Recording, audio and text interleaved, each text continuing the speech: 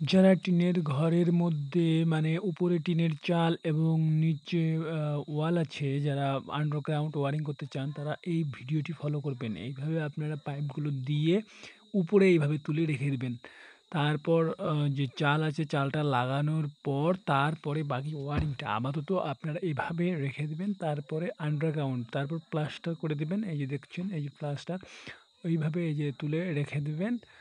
তারপর চাল লাগানোর পর তারপরে তারগুলোকে লাগাতে হবে। তারপরে ওয়ারিংটা করতে হবে। আপাতত পাইপগুলো এরকম করে সেটিং করে দিবেন। তো দেখুন, যারা আন্ডারগ্রাউন্ড করতে চান আরকি তাদের জন্য এই ভিডিওটা। এই ভিডিওটা দেওয়ার এই উদ্দেশ্য যে কেউ টিনের চালের ঘরে আন্ডারগ্রাউন্ড ওয়ারিং করতে চায় না, তাদের জন্য আরকি এটা হেল্পফুল হবে। তাই আপনাদেরকে এই ভিডিওটা যে টিনের ঘরেও আন্ডারগ্রাউন্ড ওয়ারিং করা যায় তাদের জন্য এই ভিডিওটা ভালো লাগলে সাবস্ক্রাইব করে পাশেই থাকবেন, লাইক করে দিবেন, শেয়ার করে দিবেন এবং কমেন্ট করে জানাবেন।